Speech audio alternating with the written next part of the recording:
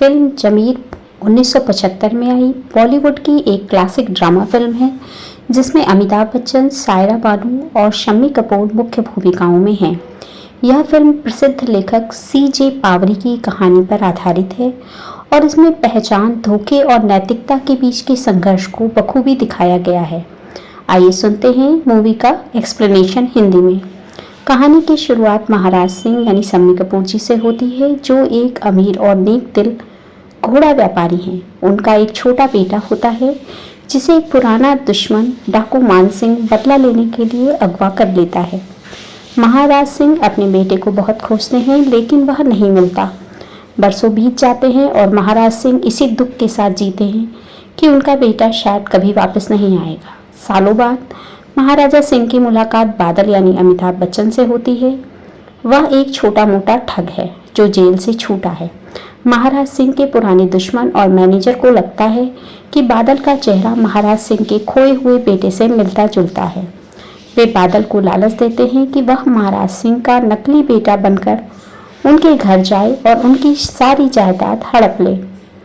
बादल भी शुरुआत में सिर्फ पैसे के लिए यानी उसके लालच में यह नाटक करने के लिए राजी हो जाता है और वह महाराज सिंह का घर पर चिंपू बनकर पहुंचता है।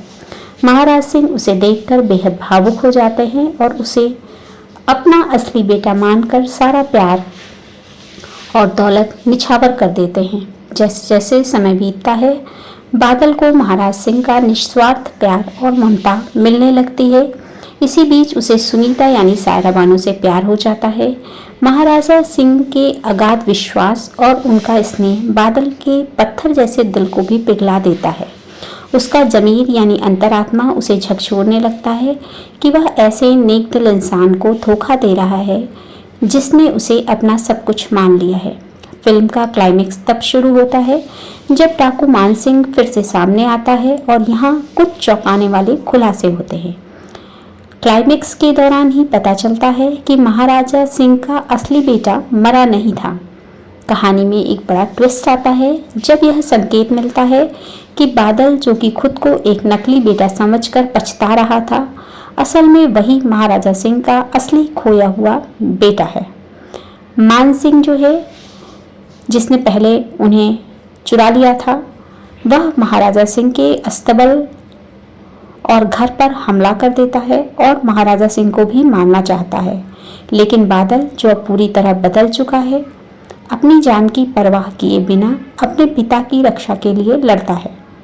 लड़ाई के दौरान महाराजा सिंह को डाकू मान सिंह से पता चलता है कि बादल को उन्हें ठगने के लिए भेजा गया था। महाराजा सिंह यानी शम्मी कपूर जी का दिल टूट जाता है, लेकिन तभी बादल यानी अमिताभ बच्चन अपनी जान जोखिम में डालकर मान सिंह का खात्मा करता है और साबित करता है कि उसका प्यार झूठा नहीं था। भावनाओं का सैलाब उमड़ता है और महाराजा सिंह को पता चलता है कि बादल ही उनका असली बेटा है, जिसे बचपन में ही उनसे छीन लिया गया था। तो उनकी खुशी का ठिकाना नहीं होता।